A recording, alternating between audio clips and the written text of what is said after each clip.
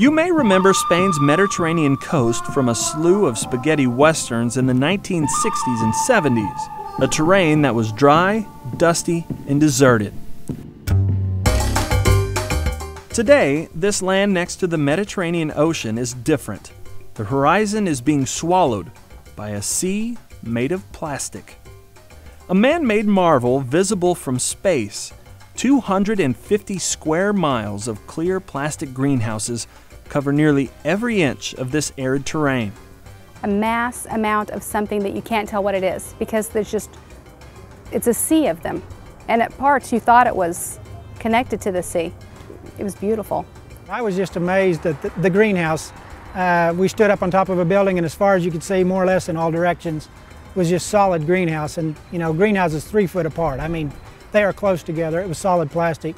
You know, just a complete different than obviously we see in western Oklahoma, but probably in Oklahoma and a good part of the United States, just completely different.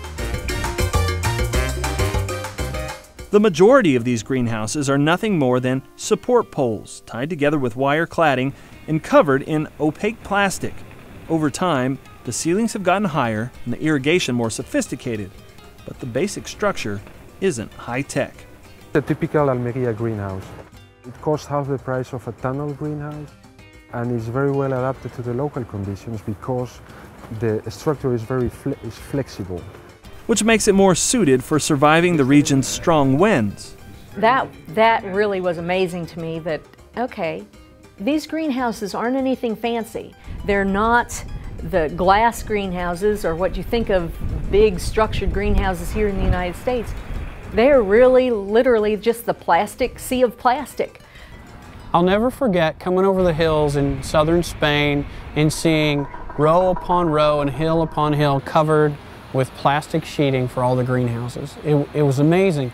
And to think that a country that you would consider maybe our equal in a lot of ways in agriculture, there are innovative ways to make a buck on a quarter of an acre and cover it with plastic to make a high-value crop out of what inputs they have and the resources they have.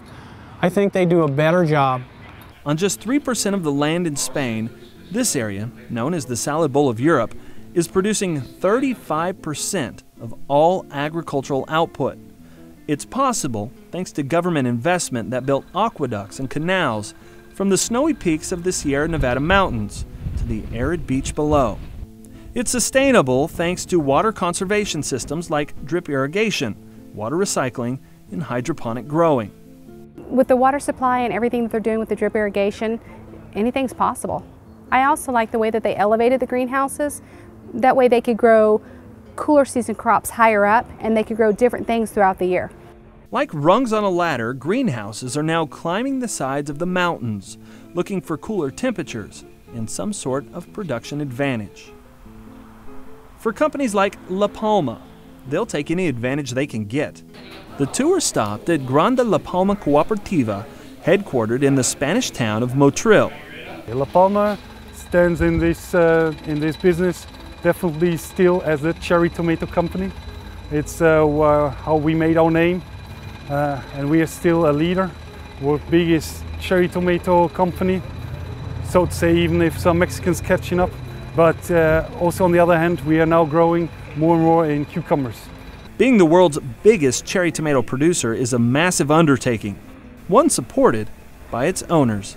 We've got 425 growers, professional growers that are working for us, and they are the owner of the company. I'm, so to say, their employee. I'm selling, exporting their products, and they own the packing houses, and yeah, at least we are there for them, to serve them. On the other hand, they help us with their excellent products that make it much easier to sell all over the places.